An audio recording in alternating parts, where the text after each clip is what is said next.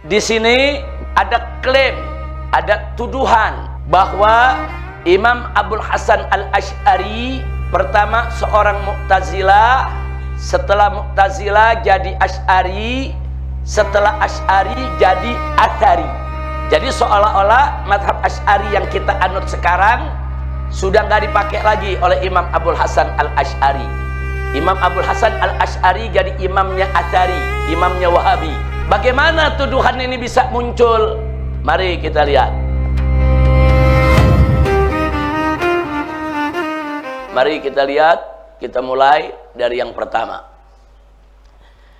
Perlu kita ketahui bahwa mazhab Asy'ari dinisbahkan kepada Al-Imam Abul Hasan Ali bin Ismail bin Abi Bashar Ishaq bin Salim bin Ismail bin Abdullah bin Musa bin Bilal bin Abi Burdah bin Abi Musa Abdullah bin Qais Al-Asy'ari. Nah, saya berhenti sampai di Abu Musa Abdullah bin Qais Al-Asy'ari. Nah, Abu Musa ini adalah sahabat Nabi kita Muhammad sallallahu alaihi wasallam. Artinya Abul Hasan Ali, pendiri daripada mazhab akidah Asy'ari, tidak lain dan tidak bukan adalah zuriyah, keturunan daripada Abu Musa Al-Asy'ari. Nah, selanjutnya di atasnya terus beliau punya nasab sampai kepada Al-Qahtan. Jadi nasabnya lengkap sampai kepada Al-Qahtan. Ada Hudhar bin Harb bin Amir bin Itr bin Bakar dan seterusnya. Tapi jangan nanya nanti kitab sezaman ya. Iya, ini kalau nyari kitab sezaman semua nasab bubar ya, ikhwan. Nah, jadi kita ini adalah pengakuan-pengakuan para ahli nasab. Di antaranya An-Nasabah Hisam bin Muhammad ibnu Sa'ib Al-Kalbi mengatakan bahwa Al-Qahtan, yaitu datuk daripada Qabilah Al-Asy'ari, tidak lain dan tidak bukan adalah yaitu cicit daripada Nabi Ismail alaihissalam. Nah, sementara Al-Imamul Bukhari juga mencatat nasab Al-Qahtan, tapi Imam Bukhari menyebutkan Qahtan itu adalah bin Falik bin Abir bin Arfakhshad bin Sam bin Nuh. Jalurnya berbeda. Nah, tapi setidaknya saudara, apa yang disampaikan oleh An-Nasabah Hisam dan Al-Imamul Bukhari ini untuk pengetahuan kita tentang nasab. Nah, kalau ada yang bertanya, ini bagaimana? Ada ulama dulu yang hafal nasab ini sampai 20, 30 ke atas. Makanya mereka nggak menuntut tentang kitab sezaman. Kalau mau nyari yang namanya Qahtan, kitab sezaman nggak ketemu. Mau nyari anaknya Qahtan yang namanya Ya'rib atau cucunya yang bernama Yasjab, kitab sezaman nggak ketemu, saudara. Jadi kitab sezaman itu adalah syarat mengada-ngada. Syarat mengada-ngada yang sama sekali tidak ilmiah. Nah, saya mau jawab, kenapa para ulama-ulama kita kok banyak hafal itu sejarah sampai sekian banyak? Karena saudara, salah satu kebanggaan bangsa Arab itu dulu di zaman jahiliyah, bahkan sebelumnya, itu suka tafakhur bil ansab. Mereka suka membanggakan mereka punya nasab. Nah, karena itu anak-anak mereka sejak kecil itu sudah diajarkan soal nasab. Kamu anak si fulan, anak fulan, anak fulan, anak fulan, sampai 30, 40 mereka hafal. Nah, jadi kalau bagi mereka yang menghafal Quran, nggak kaget kalau cuma hafal 40 nama. Anak MS ngapal 30 juz Al-Quran. Betul? Saya mau tanya, di MS yang ngapal 30 juz ada nggak? Banyak nggak? Banyak nggak itu 30 juz? Banyak. Kalau cuma 40 nama, dikit nggak? Dikit. Jadi jangan kaget. Kalau anak-anak Arab di zaman jahiliyah dulu, dari masih kecil yang pertama diajarkan tuh diantaranya adalah nasab. Ingat ya, kau anak bapakmu. Bapakmu ini namanya Fulan bin Fulan bin Fulan bin Fulan bin Fulan. Ada yang menyebutkan sampai Nabi Ismail, ada yang menyebutkan sampai Qahtan, saudara. Nah, hampir semua anak-anak Arab dari zaman dulu sampai hari ini, saudara, salah satu kebanggaan mereka adalah menghafal nasab.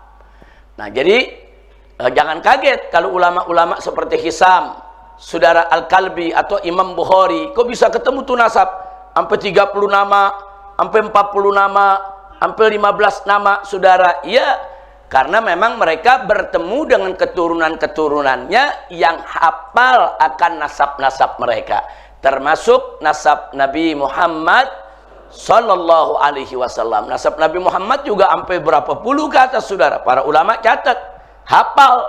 Nah, jadi nggak usah kaget. Jangankan nasab Nabi Muhammad Sallallahu Alaihi Wasallam, nasab orang-orang Arab lainnya, saudara, yang Muslim, yang kafir, saudara, mereka hafal tentang nasab mereka. Nah, jadi sekali lagi jangan kaget. Jangan juga mengatakan kok Arab bisa apal ya, apa apalannya kuat, enggak juga.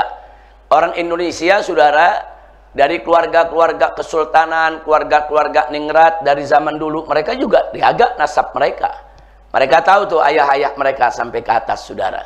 Nah, hanya saja memang ini bukan termasuk satu budaya tafakhur bil ansab untuk masyarakat Indonesia, enggak.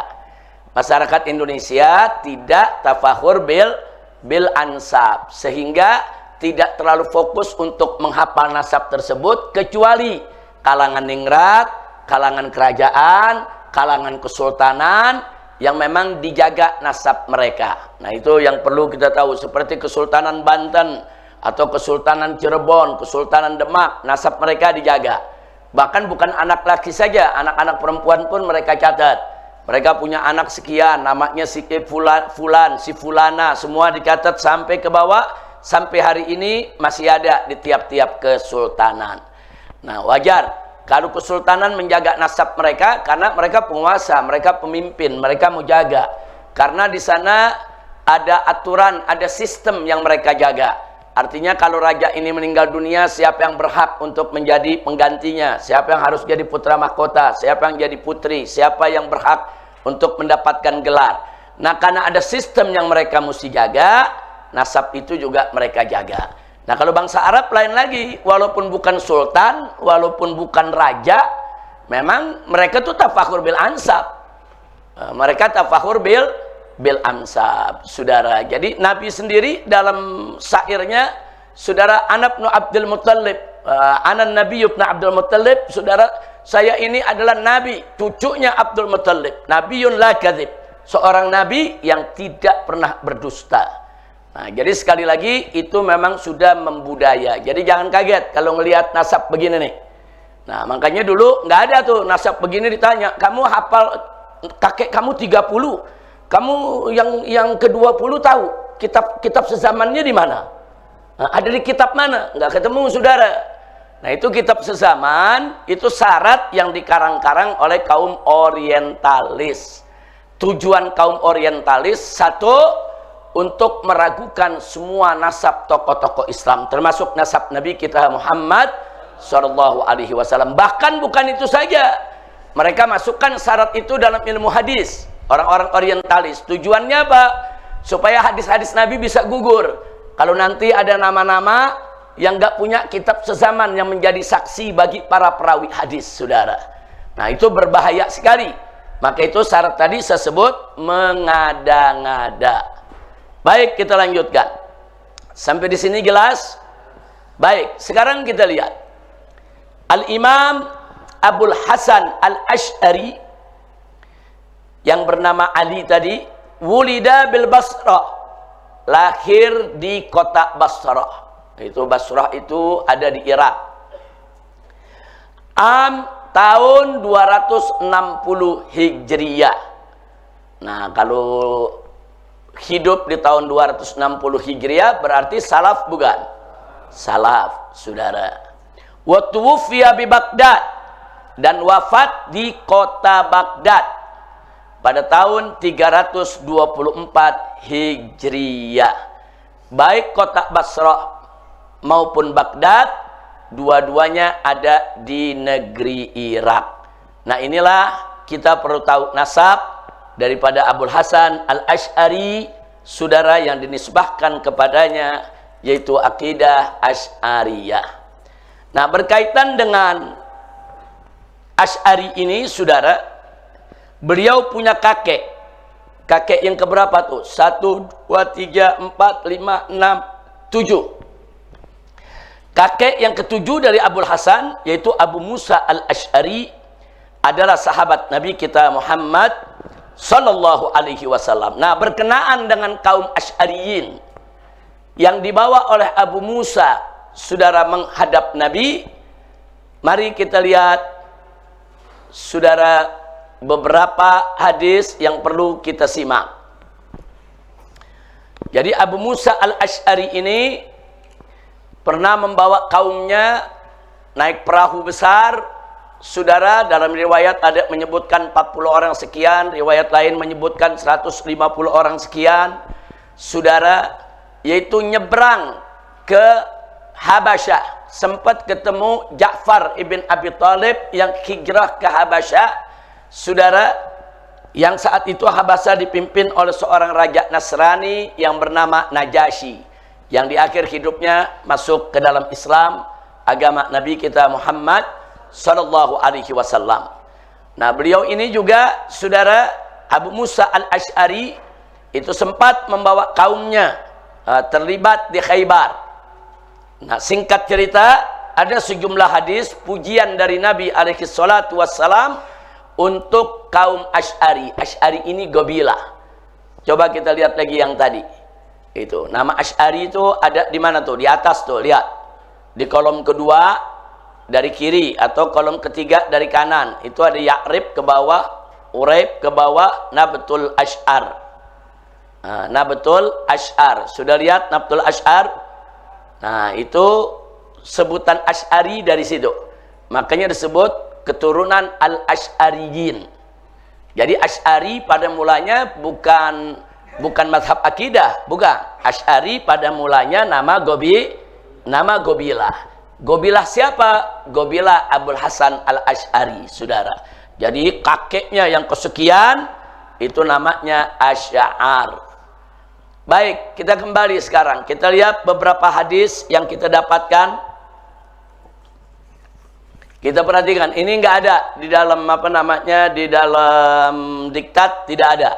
Nanti insya Allah ini di print, dibagi-bagi. Perhatikan semua. Madhun Nabi sallallahu alaihi wasallam lil Asy'ariyin. Beberapa hadis yang perlu kita simak tentang pujian Nabi untuk kaum Asy'ariyin. Pertama, Nabi mengatakan innal Asy'ariyina idza armalu fil ghazwi aw qalla ta'amu iyalihim bil Madinah. Jadi kaum Asy'ari ini, saudara, unik. Idza armalu fil ghazw, saudara, kalau perempuan-perempuan yang mereka tinggalkan sebagai janda karena perang, kaum Asy'ari ini mereka tuh perang bersama Nabi luar biasa, setia, semangat, saudara. Nah, kalau orang-orang yang berperang ini istri-istrinya ditinggalkan menjadi janda, kemudian au qalla ta'amu iyalihim bil Madinah, atau dia punya makanan kurang. Nih kaum Asy'ariyin nih, saudara. Apa yang mereka lakukan? Jama'u makana indahum fi thawbin wahid. Jadi kelompok Asy'ariyin ini tinggal di Madinah. Tadi sudah saya katakan, mereka hijrah dari Yaman ke Habasyah, kemudian hijrah ke Madinah. Nah, maka Nabi mengatakan untuk mereka orang lain 1 kali hijrah, tapi kalian 2 kali hijrah. Hijrah dari Yaman ke Habasyah, dari Habasyah baru ke Madinah. Nah, mereka begitu tinggal di Madinah menjadi satu komunitas karena cukup banyak yang ikut. Akhirnya mereka beranak pinak di Madinah, kaum Asy'ari. Nah, mereka ini kalau laki-lakinya pergi perang, kemudian gugur, istri-istrinya jadi janda, kemudian makanan mereka ini sesama Asy'ariyin di Madinah kekurangan makanan. Apa yang mereka lakukan, kata Nabi? Nabi yang menginformasikan kepada kita. Mereka kumpulkan semua makanan yang ada dari satu suku tadi. Setiap rumah keluarin makanannya, semua keluarin makanannya, digabungin. Nah, setelah digabungin, baru dibagi rata. Jadi semua dapat. Jadi nggak ada tuh yang ini makan, yang itu nggak makan, nggak. Nah, jadi yang punya beras, yang punya gandum, waktu itu kumpulkan semua. Yang punya makanan. Habis dikumpulkan, saudara, kata Nabi alaihi salatu wassalam, summaktasamuhu bainahum fi ina'in wahid bisawiyah. Nah, kemudian habis itu dikumpulkan semua di dalam satu bejana, dibagi-bagi, saudara, kepada keluarga-keluarga tersebut dengan bagi sama. Jadi Nabi salut dengan kekompakan mereka, saudara. Nah, sebenarnya di Indonesia nih suku semacam ini ada nih. Mangan nggak mangan, yang penting ngumpul. Makan nggak makan, yang penting kumpul. Orang-orang Jawa kan begitu, saudara. Orang Jawa tuh punya prinsip luar biasa. Makan nggak makan, yang penting kumpul. Nah, itu untuk menunjukkan apa? Mereka kompak. Pokoknya makan nggak makan ya bagi-bagi, bagi sama. Suka duka dibagi bersama, ya ikhwan. Nah, ini sikap-sikap bagus. Masyarakat Indonesia juga ada yang punya sikap-sikap seperti itu. Nah, sekarang kita cerita di zaman Nabi. Di zaman Nabi alaihi salatu wassalam, kaum Asy'ariyin begini. Baik di negeri mereka maupun begitu mereka sudah tinggal di Madinah. Nabi ceritain orang-orang ini kompak ini. Kompak betul. Nah, mereka kalau ada yang jadi janda, mereka bantu rame-rame. Kalau makanan mereka kurang, mereka kumpulkan semua, kemudian dibagi sama di antara mereka. Nah, akhirnya apa Nabi katakan? Sebagai penghargaan, apresiasi terhadap sikap hidup yang begitu terpuji tadi, Nabi mengatakan, fahum minni wa ana minhum. Saya adalah golongan mereka, kata Nabi. Dan mereka adalah golongan saya. Ini namanya penghargaan dari Nabi buat mereka. Nabi salut, Nabi kagum, saudara, Nabi apresiasi perilaku hidup yang begitu baik di antara mereka. Hadis ini sahih, diriwayatkan oleh Imam Bukhari dan Muslim. Baik, yang kedua, mari kita lihat. Jadi sudah lihat tadi ya, bagaimana tuh golongan Asy'ari, kompak, bagi suka duka bersama, saudara, nggak egois hidup, sampai Nabi memuji mereka. Yang kedua, dalam hadis disebutkan oleh Nabi alaihi salatu wassalam, sayaqdimu alaikum qaumun hum araqqu quluban lil islami minkum. Wow, ini luar biasa nih pujian Nabi.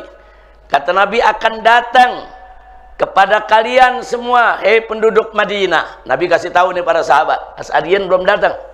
Kepada Muhajirin dan Ansor, Nabi kasih tahu, akan datang kepada kalian qaumun, satu kaum, hum araqqu quluban lil Islam. Mereka hatinya yang paling lembut dalam menyambut Islam. Minkum, lebih lembut dari kalian semua. Subhanallah, padahal Muhajirin dan Ansor kita tahu bagaimana sikap mereka, setia mereka kepada Nabi. Tapi ini ada satu kaum yang Nabi puji. Mereka belum datang, tapi Nabi udah puji. Nanti akan datang nih satu kaum nih. Nah, yang dia tuh sama Islam luar biasa, nempel betul udah sama Islam. Melekat betul udah sama Islam. Bahkan dia punya cintanya kepada Islam, pengorbanannya untuk Islam, lembutnya luar biasa kepada Islam. Lebih hebat daripada kalian, hei para sahabat, hei para penduduk Madinah, saudara. Kemudian perawi mengatakan, qala, ini kata perawinya, faqadimal Asy'ariyun. Habis Nabi memberikan kabar sedemikian rupa, di kemudian hari datanglah kaum Asy'ariyun masuk ke Madinah. Minhum Abu Musa al-Asy'ari. Di antara golongan Asy'ariyin yang datang tersebut ada Abu Musa al-Asy'ari, yaitu datuk kakek moyang daripada Abul Hasan al-Asy'ari. Falamma danau minal Madinah ja'alu yartajizuna wa ja'alu yaquluna ghadan nalqal ahibbah Muhammadan wa hisbah.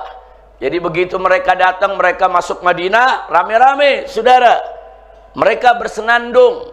Mereka itu kalau kayak kita sekarang baca qasidah, saudara, membaca syair. Apa yang dibaca, saudara? Dibaca, saudara, yaitu ghadan nalqal ahibbah, besok kita akan bertemu orang-orang yang kita cintai. Siapa mereka? Muhammad dan wahisbah, yaitu Muhammad dan golongannya. Di hadis lain disebutkan Muhammad dan wasahbah, dan Muhammad dan para sahabatnya, saudara. Kemudian perlu diketahui juga dalam hadis disebutkan wa kana hum awwalu man ahdatsal musafahah. Kaum Asy'ariyin ini dikenal adalah satu kaum yang pertama kali memulai tradisi berselaman. Tradisi berselaman, saudara, itu datangnya dari kaum Asy'ariyin, yang akhirnya dicontoh oleh semua suku, semua Arab, bahkan semua bangsa di dunia saat ini, saudara. Jadi musafaha, tradisi bersalaman, saudara, itu adalah tradisi yang memang sudah berurat, berakar, membudaya di kaum Asy'ariyin. Nah, hadis ini hadis sahih, diriwayatkan oleh Abu Dawud, wan Nasa'i, wa Ahmad. Alhamdulillah. Kemudian ada satu hadis dhaif tapi makmul, tapi boleh digunakan sebagai hujah dalam urusan apa? Manaqib wal fadail, saudara. Nah, ada satu hadis diriwayatkan oleh Imam Ahmad, juga diriwayatkan oleh Imam Bukhari dalam kitab At-Tarikhul Kabir. Ternyata Imam Bukhari meriwayatkan hadis dhaif juga, ya. Siapa bilang Imam Bukhari anti hadis dhaif? Enggak. Imam Bukhari meriwayatkan hadis dhaif dalam kitab At-Tarikhul Kabir karena memang hadis dhaif ini boleh digunakan dalam urusan manaqib, urusan fadail, saudara, urusan keutamaan suatu golongan atau seseorang dan seterusnya. Mari kita lihat. Di hadis dikatakan, atau kama qala Nabi sallallahu alaihi wasallam, ni'mal hayyul azadu wal asy'ariyun. Kata Nabi, senikmat-nikmatnya, sebagus-bagusnya perkampungan, wilayah, komunitas, qabilah adalah dua. Yang pertama Bani Azad, yang kedua adalah al-asy'ariyun. Di hadis yang lain Azad disebut Asad. Jadi ada disebut Bani Asad, ada disebut Bani Azad. Ada Al-Asadi, ada Al-Azadi, saudara. Nah, kemudian dikatakan dua kaum ini menarik, Bani Azad, Al-Azadi maupun Asy'ari. Apa menariknya? Kata Nabi alaihi salatu wasalam, la yafirruna fil qital wa la yaghullun. Nah, mereka-mereka ini, saudara, kalau yang namanya perang, saudara, nggak pernah lari dari medan tempur dan nggak pernah kelewat batas, saudara. Artinya orang-orang yang betul-betul tertib, disiplin, setia di dalam peperangan, dan itu terbukti manakala mereka berperang bersama Nabi kita Muhammad sallallahu alaihi wasallam. Sampai mereka berperang bersama Abu Bakar Siddiq, bersama Umar ibn Khattab, bersama Utsman ibn Affan, terakhir bersama Ali ibn Abi Thalib. Nah, Abu Musa al-Asy'ari inilah yang menjadi hakim yang menengahi ketika terjadi pertikaian antara Ali dan Muawiyah radhiyallahu anhuma. Nah, Abu Musa al-Asy'ari ini yang menjadi hakimnya. Artinya bukan orang sembarangan, ini sahabat Nabi. Nah, kemudian mari kita lihat yang keempat, saudara, yang barusan hadis itu diriwayatkan oleh Imam Ahmad, Imam Bukhari dalam At-Tarikhul Kabir, dan oleh Ibnu Abi Asim fi Kitabil Ahad wal Mathani. Nah, sekarang yang keempat.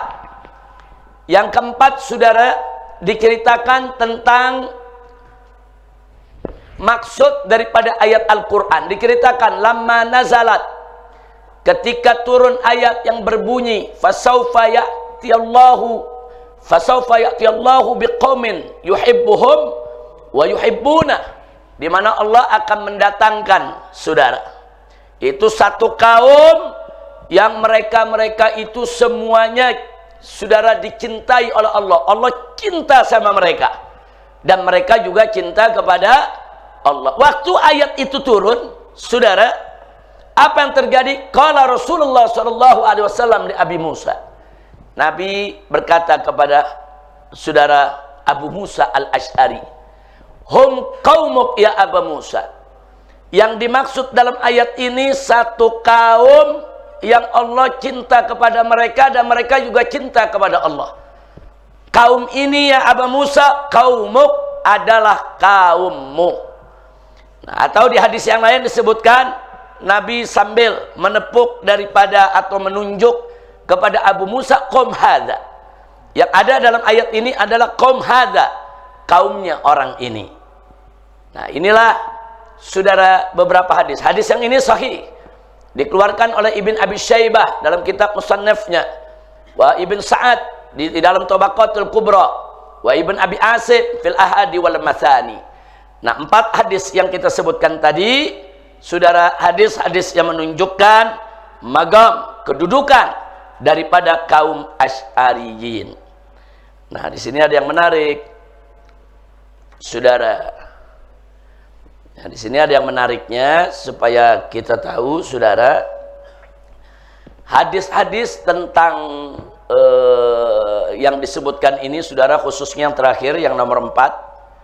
Waktu ayat turun, nanti akan datang satu kaum yang mereka cinta kepada Allah, Allah juga cinta kepada mereka.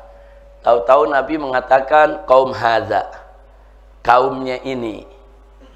Nah, ini para ulama, saudara, berdiskusi soal pengertian kaum hadza. Kaum hadza ini, kaumnya ini maksudnya kaum apa? Qabilahnya, keturunannya, saudara, atau pengikutnya, saudara. Nah, kalau bicara tentang kaumnya diartikan adalah qabilahnya, udah disepakati oleh ulama. Qabilah ini memang dipuji oleh Nabi alaihi salatu wassalam. Kalau bicara keturunannya, saudara, terbukti juga karena dari keturunannya lahir Abul Hasan Al-Asy'ari. Nah, kalau kaum hadza, kaum orang ini, saudara, akan datang nanti mereka dicintai Allah, cinta kepada Allah. Kalau bicara pengikutnya, ya sampai saat ini pengikut Asy'ari ada, saudara. Alhamdulillah, mudah-mudahan kita masuk ayat ini. Amin ya rabbal alamin. Jadi kaum itu bisa diartikan qabilahnya, pengikutnya, keturunannya, keluarganya, saudara. Nah, jadi di mana semuanya bisa masuk. Nah, kalau keturunan ke pengikutnya masuk, ya kita termasuk pengikutnya. Pengikut daripada cucu Abu Musa Al-Asy'ari, yaitu Abul Hasan Al-Asy'ari, yang dinisbahkan kepadanya madhab akidah Asy'ariyah. Alhamdulillah. Artinya saya mau tunjukkan bahwa imam akidah Asy'ariyah ini bukan sembarang imam. Ini betul-betul imam orang yang baik, dari golongan yang baik, dan dia merupakan orang yang ditakdirkan oleh Allah Subhanahu wa taala menjadi orang yang dinisbahkan kepadanya akidah Asy'ariyah, yang sehari ini pengikutnya paling banyak di dunia. Alhamdulillah. Mudah-mudahan yang paling banyak inilah, saudara, yang Allah yuhibbuhum wa yuhibbuna. Allah cinta kepada mereka dan mereka juga mencintai Allah. Amin ya rabbal alamin. Kalau berharap boleh kan? Nah, doa boleh kan? Iya, jangan nanti kadang-kadang ini di debat Wahabi, wah ini ayat dipakai-pakai buat intisarul madhab, kan begitu kan? Nah, saya nggak bilang intisarul madhab pasti begitu, saya cuma katakan kita berharap, karena kata kaum itu kan bisa keluarga, bisa keturunan, bisa gobila, bisa juga pengikut. Kalau dibilang pengikut, ya kita masuk. Alhamdulillah. Kira-kira jelas ya? Bukan intisoran lil madhab, bukan. Alhamdulillah madhabnya udah menang. Nah, jadi nggak pakai intisor lagi, madhabnya sudah mansur. Disebut ta'ifatun mansurah. Ini ta'ifah ahlus sunnah wal jamaah adalah ta'ifah yang dimenangkan oleh Allah Subhanahu wa ta'ala. Baik, sekarang kita masuk, saudara, makanatul Asy'ari indal a'immah. Kalau ini kalau nggak salah ada nih di dalam inian kita ada, saudara, makanatul Asy'ari indal a'immah, kedudukan Imam Abul Hasan Al-Asy'ari, saudara, di tengah ulama atau dalam pandangan ulama. Mari kita lihat dalam satu hadis disebutkan sebagaimana diriwayatkan oleh Ibn Asakir an Abi Hurairah radhiyallahu anhu anna Rasulullah sallallahu alaihi wasallam qala. Jadi bersumber dari Abu Hurairah bahwa Nabi bersabda, di mana Nabi mengatakan, au kama qala Nabi, innallaha yab'atsu, sesungguhnya Allah mengutus atau membangkitkan li hadhil ummah, untuk umat ini, maksudnya umat Islam, ala ra'si kulli mi'atin sana, di penghujung daripada setiap 100 tahun, man yujaddid laha dinaha, yaitu orang yang akan memperbaharui daripada agamanya. Nah, pengertian memperbaharui bukan berarti memperbaharui agama diubah-ubah, bukan berarti memperbaharui agama ini diutak-atik, bukan.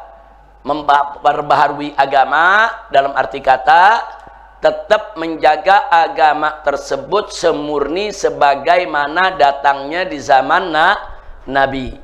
Karena dari zaman Nabi kemari, saudara, masuk masa tabi'in, tabi'in, setelah itu masuk masa di mana orang suka berdusta soal hadis, banyak kemunkaran dibenarkan, masuk lagi perkara-perkara yang bukan dari Islam dianggap dari Islam. Makanya setiap penghujung 100 tahun Allah utus seorang mujaddid. Mujaddid itu pembaharu.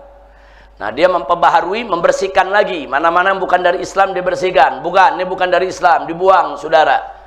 Nah, itu namanya mujaddid. Jangan berpikir mujaddid itu, saudara, oh agama diperbaharui, oh agama akidah diutak-atik, diubah-ubah, oh agama ada jadul juga ya, sehingga diperbarui jadi model yang baru. Enggak begitu. Nah, jadi jangan disalahpahami. Baik, jadi mujaddid itu adalah pejuang Islam, pembaharu yang terus berjuang menjaga kemurnian Islam. Jangan sampai Islam itu diselewengkan, Islam itu dikotori dengan aneka ragam pemikiran atau perilaku yang bukan dari Islam dan diklaim sebagai bagian dari Islam, sebagaimana sering kita lihat di mana-mana saat ini, saudara. Setiap 100 tahun ada mujaddid. Jadi kalau ditanya lalu zaman ini ada mujaddid gak? Pasti ada. Kalau Nabi udah mengatakan setiap 100 tahun itu ada, saudara.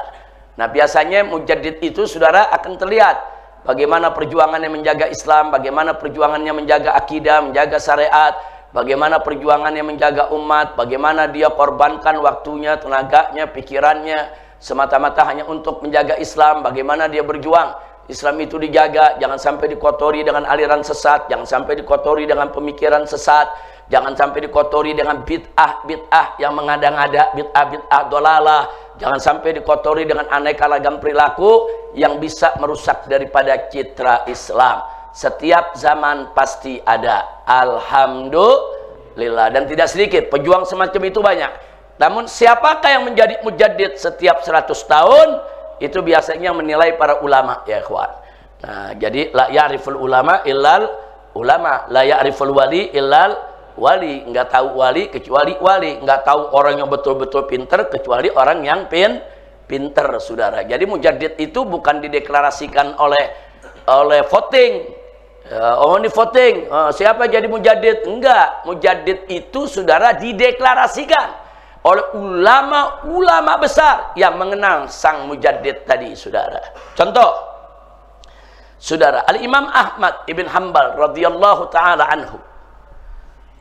Beliau, saudara, begitu ditanya tentang mujaddid di 100 tahun pertama dan 100 tahun kedua, saudara, beliau tidak ragu menjawab. Jadi menurut keyakinan beliau dan penilaian beliau, kata beliau, bahwa untuk 100 tahun yang pertama, saudara, maka yang menjadi mujaddid adalah al-khalifatul adil, khalifah yang adil, yaitu saudara Umar bin Abdul Aziz radhiyallahu anhu. Jadi Imam Ahmad dia jadi 100 tahun ini setelah zaman Nabi nih, kita cerita nih, setelah zaman Nabi, saudara. Jadi setelah zaman Nabi 100 tahun, saudara, kata Imam Ahmad, mujaddidnya tidak lain dan tidak bukan adalah Khalifah Umar bin Abdul Aziz, saudara. Nah, kemudian yang kedua siapa? Karena Imam Ahmad masih mengalami. Imam Ahmad kan di 100 tahun kedua nih, tahun 200-an. Imam Ahmad mengatakan, adapun mujaddid yang kedua di 100 tahun berikutnya adalah Muhammad bin Idris Asy-Syafi'i.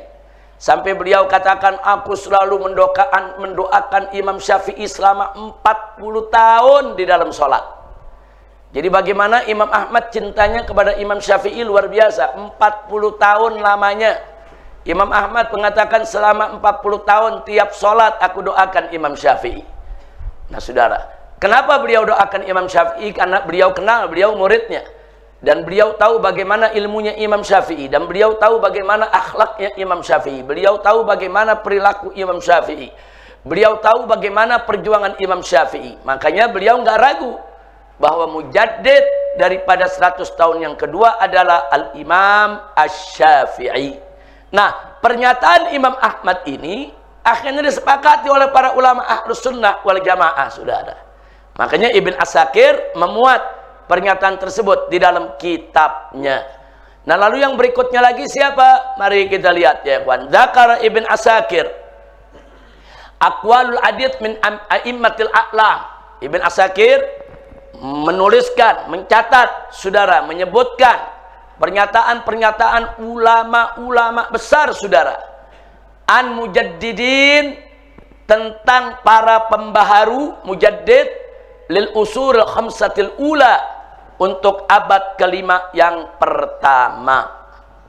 Yang pertama yang disebut adalah, saudara, mujaddidul mi'atil ula, itu pada zaman Nabi sallallahu alaihi wasallam wa ashabi, Al-Khalifatu Umar bin Abdul Aziz Al-Umawi radhiyallahu anhu. Beliau wafat tahun 101 Hijriyah. Nah, ini yang disebutkan tadi oleh Imam Ahmad, saudara. Imam Ahmad itu murid yang luar biasa dari Imam Syafi'i. Baik, yang kedua, saudara, Mujaddidul Mi'atits Tsaniyah, yaitu Imam Muhammad bin Idris Asy-Syafi'i, yang wafat tahun 204 Hijriyah, saudara. Nah, jadi Imam Ahmad saja mengakui ketinggian daripada kedudukan Imam Syafi'i. Baik, yang berikutnya, yang ketiga, Mujaddidul Mi'atil Tsalitsah, saudara, yang disebutkan oleh Ibn Asakir. Kebanyakan ulama menunjuk Al-Imam Abul Hasan Al-Asy'ari yang wafat tahun 324. Beliau hidup dari tahun 260. Beliau hidup dari tahun 260. Jadi, saudara, Al-Imam Abul Hasan Al-Asy'ari, saudara, dideklarasikan oleh banyak ulama Ahlus Sunnah sebagai mujaddid yang ketiga. Nah, mujaddid yang keempat, nah, itu didiktat salah tuh. Yang keempat bukan Ghazali dulu, tapi Imam Al-Baqillani. Mujaddid yang keempat adalah Al-Imam Al-Baqillani yang wafat tahun 403 Hijriyah, saudara. Nah, Al-Baqillani ini adalah yang menyebarluaskan akidah Asy'ariyah. Jadi kalau Abul Hasan Asy'ari yang merintis akidah Asy'ariyah, Imam Al-Baqillani yang menyebarluaskan akidah Asy'ariyah. Yang kelima baru Imam Ghazali. Nah, tinggal tukar tempat aja tuh, 4 dengan 5. Enggak usah dicoret-coret semua. Coret aja, nomor 4-nya tadi dijadiin 5, nomor 5 dijadiin 4. Nah, mujaddid yang kelima adalah Al-Imam Al-Ghazali yang wafat tahun 505 Hijriyah. Nah, setelah itu ya ulama berbeda-beda ya, Pak. Ulama berbeda-beda di tahun-tahun berikutnya, saudara, berbeda pendapat siapa mujaddid berikutnya, saudara. Nah, itu banyak perbedaan. Tapi untuk 5 ini kebanyakan Ahlus Sunnah wal Jamaah hampir sepakat. Inilah 5 mujaddid pertama di dalam sejarah umat Nabi Muhammad sallallahu alaihi wasallam. Nah, sekarang kita masuk yang berikutnya. Ini tidak ada. Marakhil ada di halaman 19. Buka halaman 19. Semua buka halaman 19.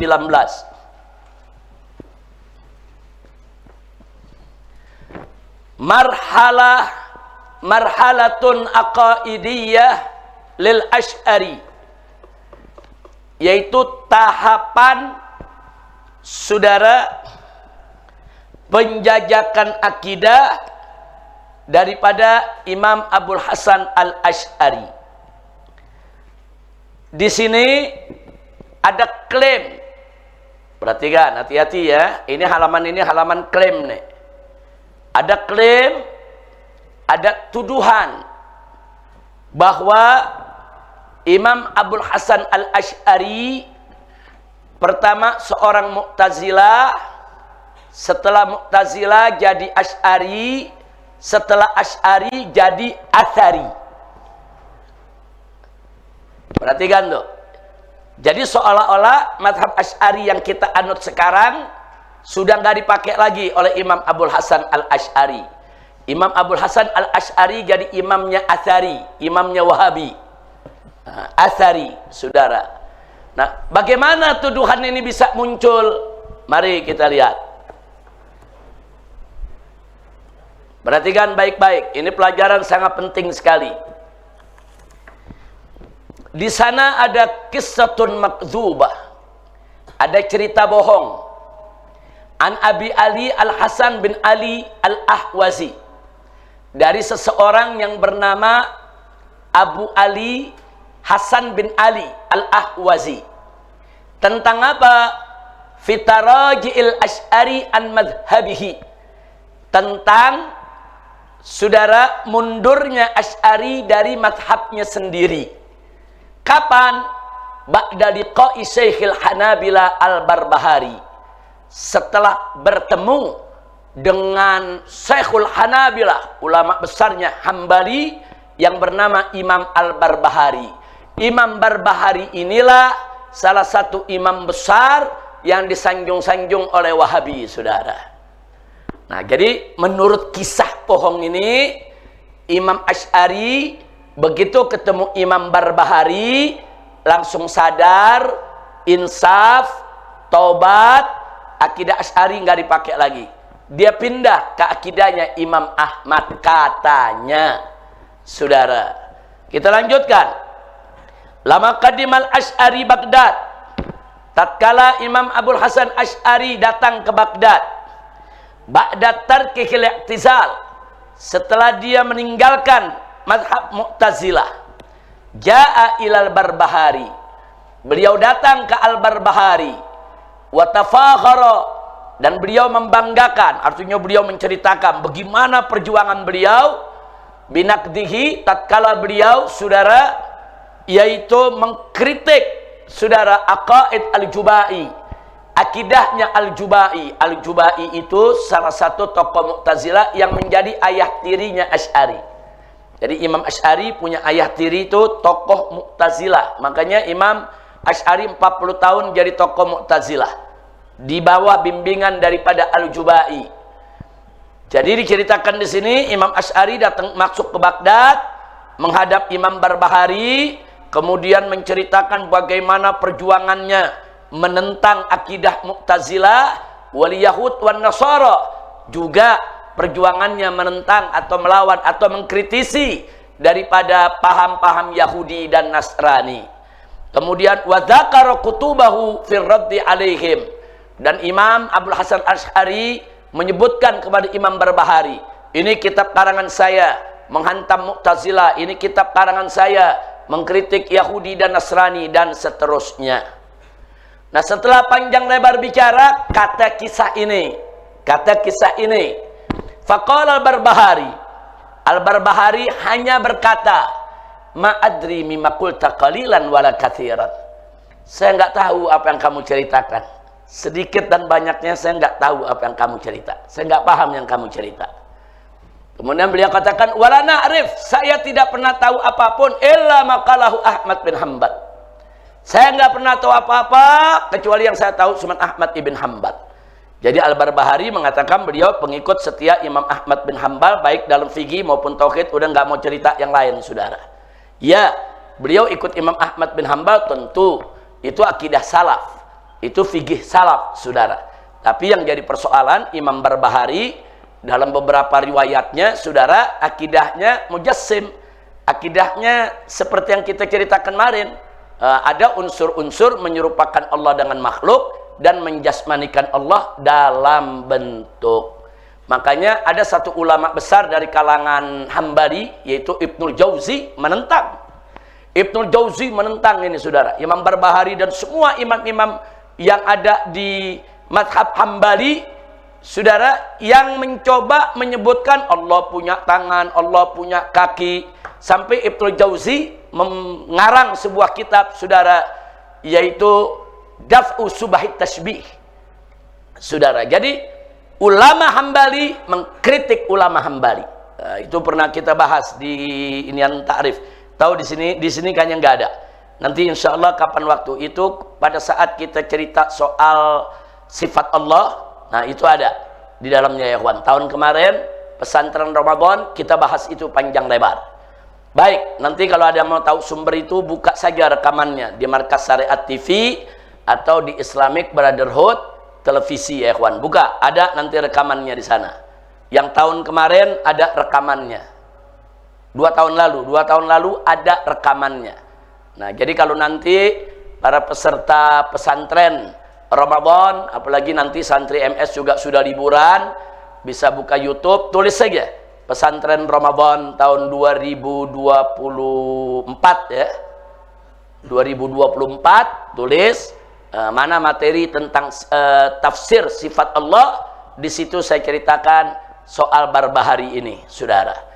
Nah, sekarang ini saya nggak perlu panjang lebar lagi memperkenalkan Al-Barbahari. Kita lanjutkan kisahnya.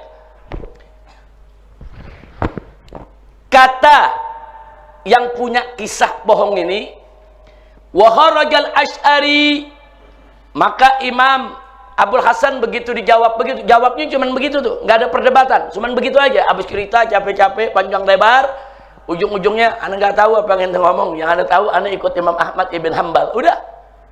Nah, jadi si bawa cerita ini mengatakan Imam Asy'ari, saudara, dengan jawaban tadi, saudara, akhirnya insaf dan sadar. Kharajal Asy'ari min indil Barbahari, maka Imam Asy'ari keluar, saudara, daripada rumahnya Imam Barbahari. Begitu keluar, pulang, apa yang dilakukan? Wa allafa kitabal ibanah, maka mulailah Imam Abul Hasan Asy'ari mengarang kitab Al-Ibanah. Tapi ada yang menarik, saudara, Al-Ibanah yang diceritakan oleh kaum Wahabi saat ini isinya sama dengan akidahnya Wahabi. Sama-sama ada tasbih, sama-sama ada tajsim, saudara. Tapi yang menarik, walaupun kaum Wahabi menganggap Ibanah yang isinya tasbih dan tajsim itu asli, sehingga mereka jadikan alasan, tuh lihat kan, Asy'ari berubah setelah ketemu Imam Barbahari, yang tadinya Mu'tazilah kemudian jadi Asy'ari, kemudian akhirnya mengakui Allah punya tangan, Allah punya mata, Allah punya kaki. Nah, akhirnya berubah karena ketemu Imam Barbahari, makanya dia karanglah kitab Ibanah. Ini kata cerita ini nih. Tapi satu hal, dia juga bercerita, walakin, tapi rafadahul Hanabilah. Tapi masyarakat mazhab Hambali yang di Baghdad tetap nolak kitabnya Asy'ari, walaupun udah sama akidahnya dengan Barbahari, saudara.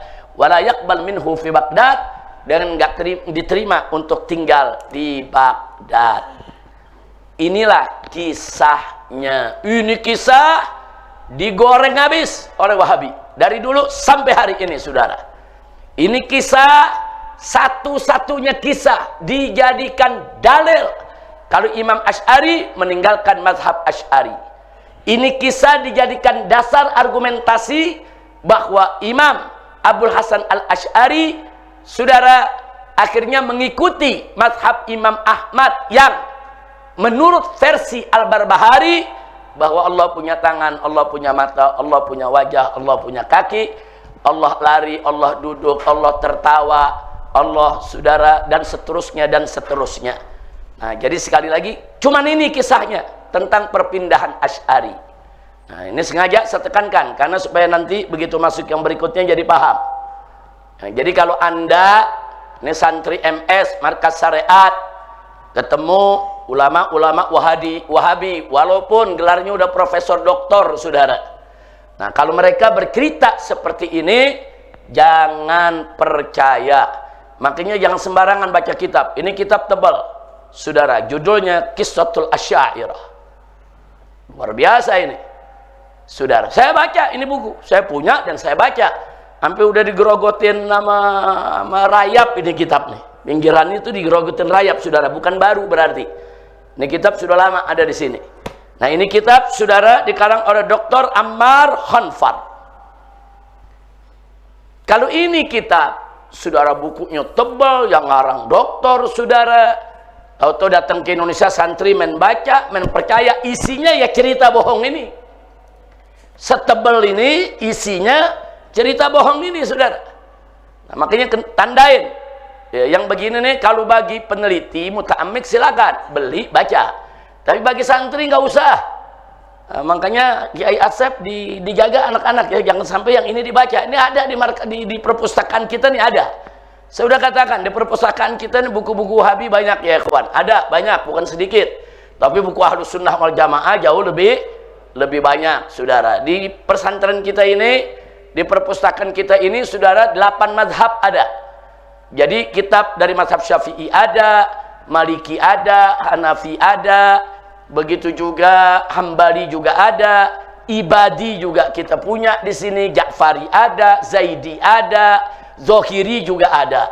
Bahkan akidah Asy'ari ada, Maturidi ada, Atsari Wahabi juga ada, ya ikhwan. Enggak sampai di situ, buku PKI ada di sini. Buku komunis ada di sini ya ikhwan. Namanya juga perpustakaan, semua kitab kita himpun. Untuk apa? Untuk penelitian, untuk penyelidikan, untuk kita diskusi, untuk kita mencari kebenaran. Insya Allah. Jadi ingat, ini santri nggak usah baca, belum waktunya. Nah, nanti kalau santri udah jadi ulama, amin. Ulama-ulama yang alimin, amin. Yang amilin, amin. Nah, kalau mau muqaranah, saudara mau lebih ta'ammuk lagi, silakan baca buku ini. Begitu juga ada lagi buku judulnya Aqidatul Asy'ariyah. Judulnya si cakep, Aqidatul Asy'ariyah. Isinya satu buku nyerang akidah Asy'ariyah. Dari awal sampai akhir akidah Asy'ariyah diserang habis. Akidah Asy'ariyah ini dikatakan penyebar khurafat, penyebar bid'ah, firqah dhalah, mudillah. Saudara, ini juga harus kita waspadai. Ini pengarangnya Hussam bin Ibrahim. Saudara, nah ini juga tolong diwaspadai. Baik, kita lanjutkan. Nanti akan kita jawab kebohongan ini, saudara. Pertama, dari mana kita yakini kisah ini sebagai bohong? Langsung kita katakan kisah makdzubah, saudara. Karena hadhil kisah makdzubatun, kisah ini dusta. Kenapa? Li'anna rawiha muttahamun bil kadzib.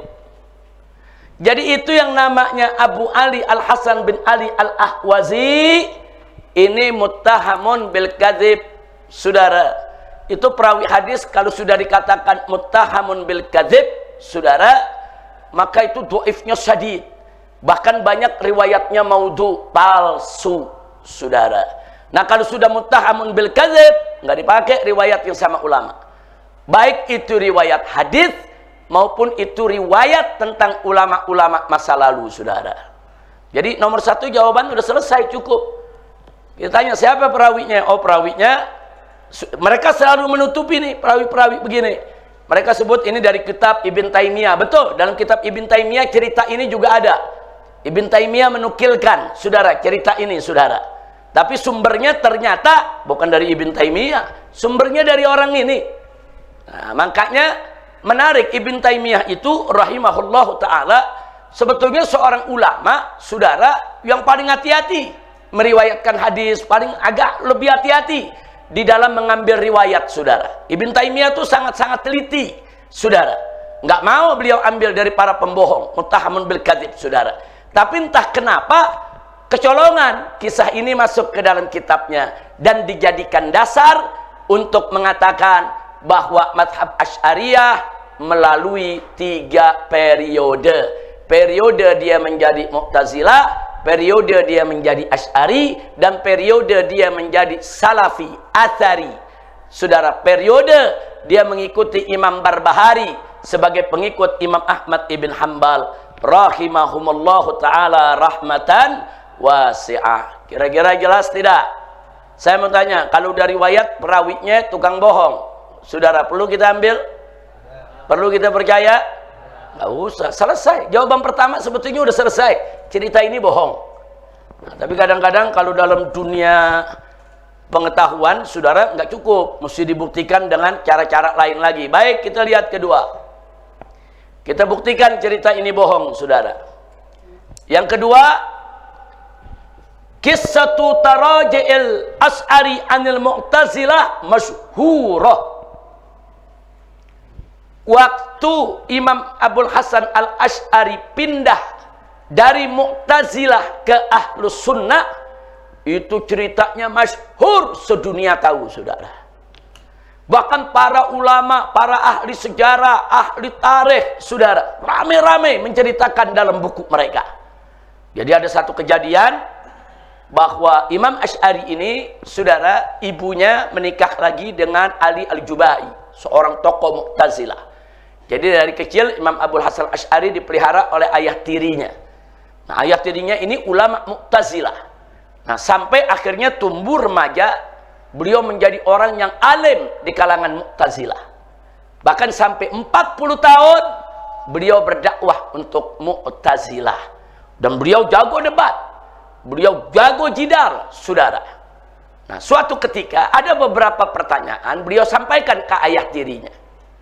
Nah, begitu beliau sampaikan ke ayah tirinya, pertanyaan-pertanyaan tersebut jawabannya tidak memuaskan. Akhirnya beliau mulai ragu dengan Mu'tazilah. Nah, akhirnya diajak lagi diskusi ayah tirinya. Ayah tirinya juga guru beliau, saudara. Diskusi, akhirnya sampai pada kesimpulan bahwa akidah Mu'tazilah tidak betul. Tidak benar ini akidah. Nah, akhirnya beliau kembali kepada akidah salaf. Nah, waktu dia keluar daripada mazhab Mu'tazilah, saudara, beliau ini masuk ke dalam masjid raya, saudara, di mana orang penuh kumpul di masjid tersebut, saudara. Kejadian ini di Basrah ini, saudara. Di mana beliau mengumumkan kepada umat Islam yang hadir bahwa saya mulai hari ini melepaskan mazhab Mu'tazilah dan kembali kepada mazhab salaf. Saudara, maksudnya mazhab akidah Ahlus Sunnah wal Jamaah. Beliau buka itu jubahnya, beliau lempar sebagai pertanda kalau beliau menanggalkan daripada pakaian Mu'tazilah. Dan ini cerita, saudara, geger.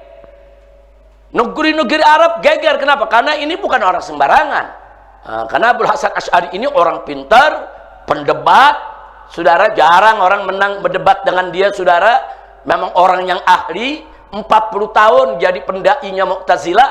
Nah, begitu dia umumkan, saudara, semua perawi sejarah menceritakan.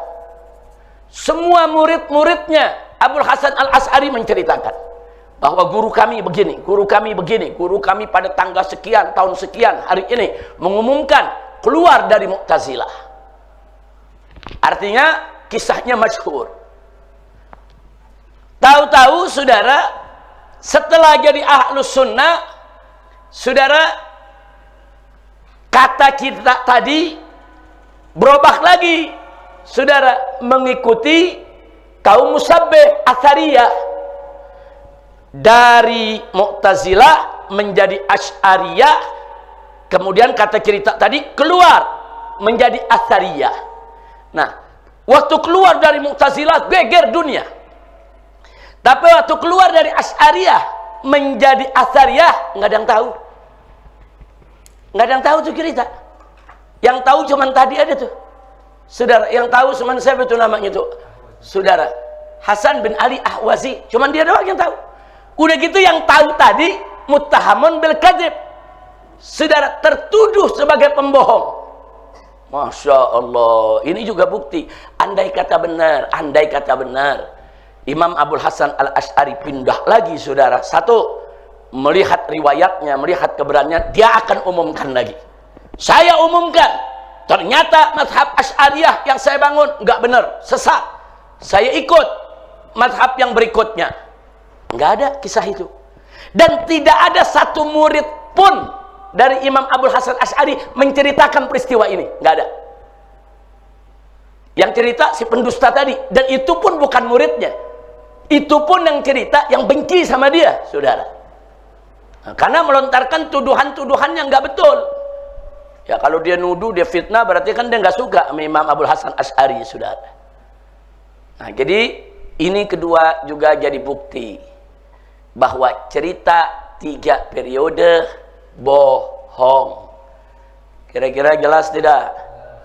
Paham?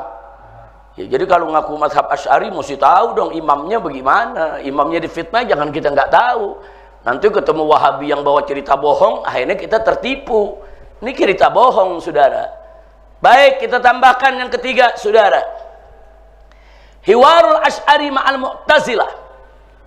Debatnya Imam Asy'ari dengan kaum Mu'tazilah katsirun, banyak riwayatnya. Wa wadihun, dan sangat jelas itu riwayat. Hatta taraja, sampai dia mundur daripada Mu'tazilah. Hampir semua kitab sejarah menceritakan itu, saudara. Amma hiwaruhu ma'al Barbahari, sedangkan dialognya dengan Barbahari fi hadhil qissatil wahidatil makdzubah, di dalam kisah satu-satunya yang penuh dengan kebohongan, fagir wadih, enggak jelas.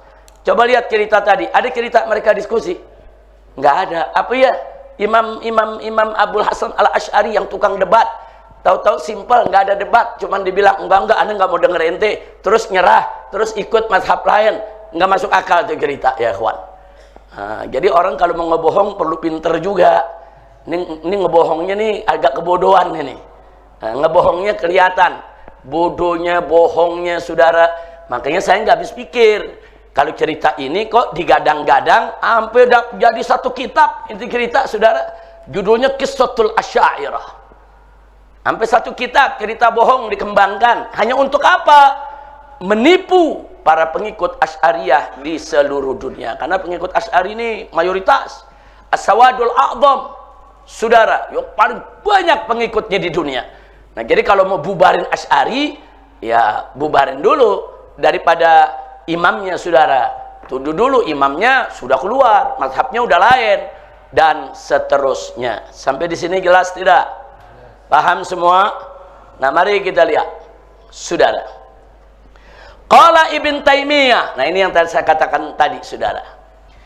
Ibn Taimiyah mengatakan, Ibn Taimiyah datang sesudah itu yang mengutip cerita ini. Kata Ibn Taimiyah, Innal Asy'ari lamma raja'a an madhhabil Mu'tazilah. Sesungguhnya Imam Abul Hasan Asy'ari tatkala mundur dari mazhab Mu'tazilah, salaka tariqata Ibn Kilab.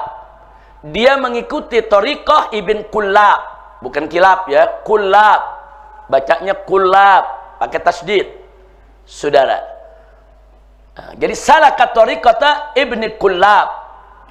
Jadi diceritakan oleh Ibn Taimiyah rahimahullah, setelah keluar dari Mu'tazilah, Abul Hasan ini ikut thariqahnya Ibn Kullab. Siapa Ibn Kullab? Nanti kita ceritakan. Setelah itu wamala ila ahli sunnah wal hadis. Tapi setelah itu Abul Hasan Asy'ari cenderung kepada ahlus sunnah wal hadis. Ahlus sunnah wal hadis inilah jalan yang diikuti oleh Ibn Taimiyah, saudara, dengan klaim sebagai ahlus sunnah wal hadis. Sampai Wahabi sekarang pun pengikut Ibn Taimiyah menyebut mereka ahlus sunnah wal hadis, saudara. Wantasaba ilal Imam Ahmad. Kemudian dia ngikuti nasabnya dinisbahkan kepada Imam Ahmad. Nah, kama qad dzakara dzalik, sebagaimana sudah disebutkan yang demikian itu fi kutubihi, dalam buku-buku daripada Imam Asy'ari, di antaranya adalah Al-Ibana wal Mujiz wal Magalat wa ghairiha. Jadi Ibn Taimiyah menguatkan cerita yang kita sebut cerita bohong tadi, dikuatkan oleh Ibn Taimiyah, saudara. Dan dalilnya yaitu tadi kitab Al-Ibana, saudara. Kita lanjutkan. Summa dzakara Ibn Taimiyah. Kemudian Ibn Taimiyah menyebutkan anna Ibnul Kullab, bahwa Ibnul Kullab wal Asy'ari dan Asy'ari fihima, di dalam keduanya bakoya i'tizal. Jadi sebetulnya Ibn Kullab dan Asy'ari dua-duanya itu adalah sisa-sisa daripada i'tizal.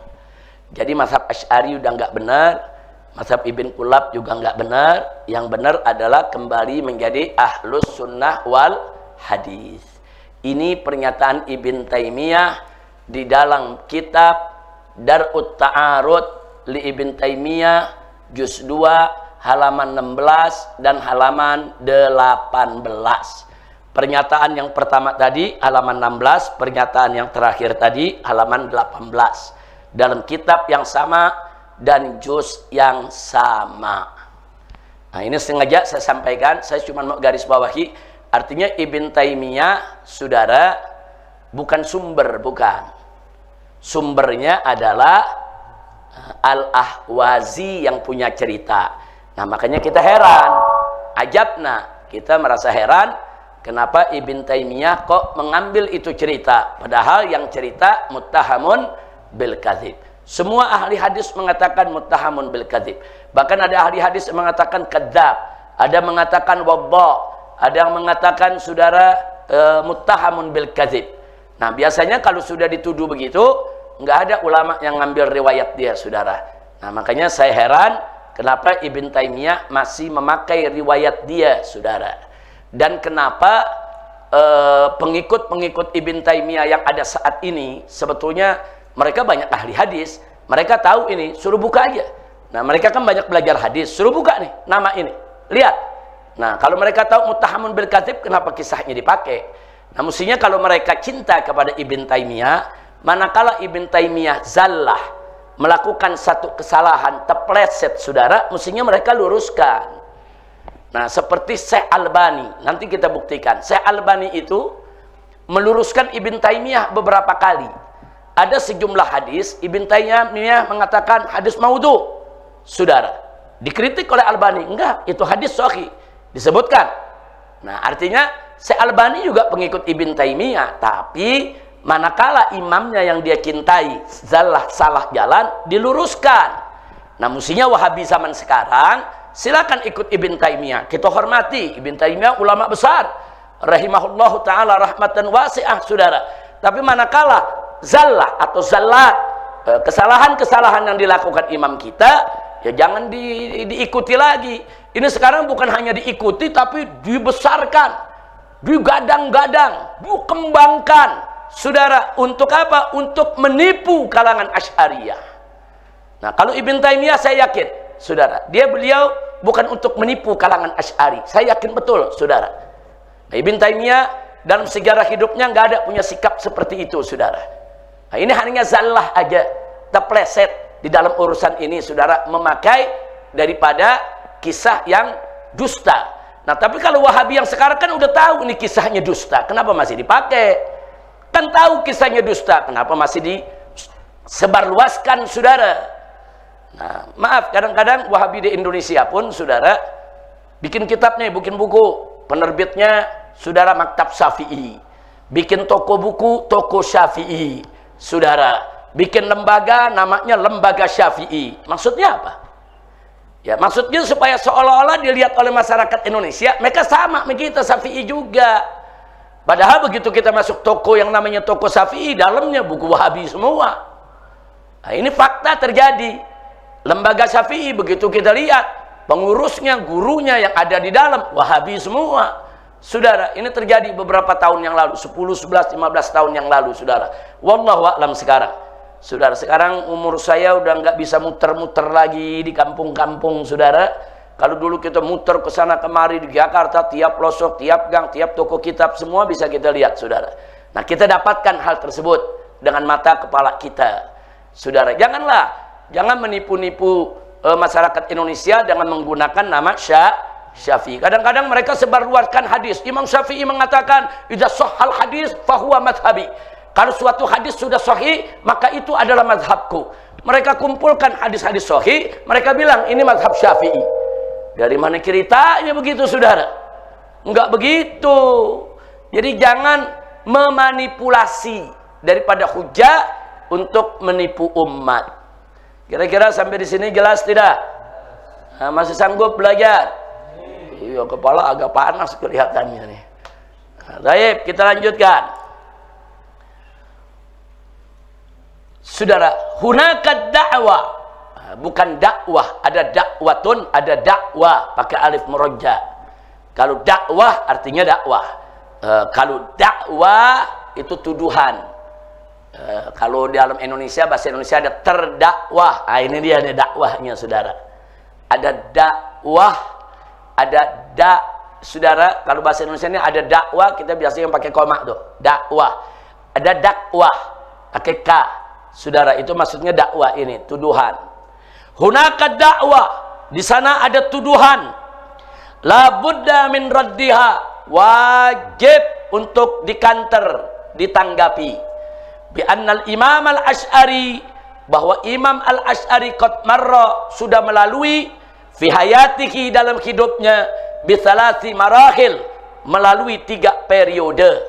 Wahia, yaitu 1 al-i'tizaliyah, periode i'tizaliyah, marhala ittiba'il Asy'ari, 1 periode di mana Imam Asy'ari mengikuti li zauji ummihi, ikut kepada suami daripada ibunya, yaitu Syekhul Mu'tazilah, seorang tokoh Mu'tazilah, yaitu Abu Ali Al-Jubai. Nah, yang kedua, Al-Kullabiyah. Al-Kullabiyah adalah marhalah, periode ittiba'ul Asy'ari. Imam Asy'ari mengikuti li syaikhihi, gurunya, yaitu Abdullah ibn Sa'id ibn Kullab. Jadi Imam Abul Hasan Asy'ari memang dari mudanya dia belajar sama ayah tirinya yang Mu'tazilah. Tapi beliau belajar juga kepada ulama-ulama lain, termasuk yaitu Ibnu Kullab, saudara. Nah, ternyata begitu beliau berdebat dengan Jubai, beliau nggak puas. Nah, beliau lebih suka dengan pendapat Ibnu Kullab, saudara. Makanya beliau keluar dari Mu'tazilah, beliau ikut mazhab Ibn Kullab. Nah, terus tuduhan berikutnya yang ketiga, saudara, as-salafiyah. Maksudnya salafiyah di sini athariyah. Yang kemarin kita pelajari, ada salafi, ada athari, saudara, atau ahlul hadis, saudara. As-salafiyah, atau tulis di situ maksudnya salafiyah di situ athariyah, athari. Ittiba'ul Asy'ari, kata mereka, kata para Wahabi ini, saudara, bahwa Imam Asy'ari di periode ini mengikuti manhajus salaf, mengikuti manhaj salaf, bidalil, dengan dalih, saudara, kitabihi al-akhir, kitab karangan Imam Asy'ari yang terakhir, yang berjudul Al-Ibanah. Perhatikan baik-baik, kalau seseorang punya 4 kitab, dia ngarang kitab A, B, C, D, terus kita lihat kitab ini dengan ini bertentangan, ini dengan ini ada bertentangan, ini dengan ini bertentangan, maka yang mana yang harus kita ambil? Yang harus kita ambil dinisbahkan kepada orang yang bersangkutan, maksudnya yang mana yang kita mesti nisbahkan kepada yang bersangkutan? Maka kitab yang dikarang paling akhir. Berarti kalau dari 1, kedua, ini pertama dia ngomong A, di sini ngomong B, ini A buang, berarti B yang dia pakai. Kemudian habis itu dikarang kitab lagi yang ketiga, dia ngomong di sini C, B buang, berarti dia udah nggak pakai lagi, dia udah pakai pendapat baru, saudara. Begitu C, ada lagi buku keempat D, dia ngomong lagi lain, saudara. Kita buang itu pendapat yang C, berarti yang boleh dinisbahkan kepada yang bersangkutan yang terakhir. Kira-kira jelas tidak? Jelas tidak? Kayak model Imam Syafi'i punya gol godim dan gol jadid, yang dinisbahkan kepada Imam Syafi'i dalam mazhab akhirnya adalah al-jadid, walaupun di kemudian hari terjadi proses, saudara, perdebatan ilmiah di antara para fuqaha, ada beberapa pendapat Imam Syafi'i yang qadim, yang mu'tamad, bukan yang jadid. Tapi secara umum, saudara, mazhab yang berlaku yang jadid, bukan yang qadim. Kira-kira jelas gak? Nah, kalau itu terjadi, kita tidak mengatakan, oh ulama ini pelin-pelan. Bukan. Ulama itu taraja. Ulama itu mundur dari pendapat lama. Boleh. Dia saat ini mendapat A. Begitu dapat dalil yang lebih kuat, oh salah pendapat saya, dia perbaiki dengan pendapat berikut. Boleh dan sangat terpuji. Dia umumkan, oh pendapat dulu saya salah, pendapat saya sekarang yang ini, saudara. Jadi yang dinisbahkan pendapat yang paling akhir. Nah, ini ada tuduhan Al-Ibanah, kitab yang paling akhir.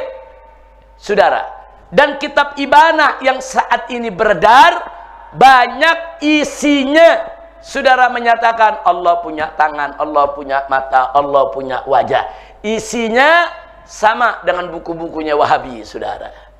Nah, makanya Wahabi sekarang ketak itu Ibanah sebanyak-banyaknya, sebar di Indonesia. Kitab Imam Asy'ari ternyata sama sama kita, kaum Asy'ari Salafi. Ternyata di sini disebut Allah punya mata, Allah punya kaki, Allah punya wajah. Ayo umat Islam Indonesia, ikut dong Imam Asy'ari. Dia puji Imam Asy'ari. Nah, ini namanya penipuan, saudara. Makanya di sini saya katakan tadi, ini bukan masalah kecil. Ini mesti diluruskan, saudara. Nah, kira-kira sampai sini jelas?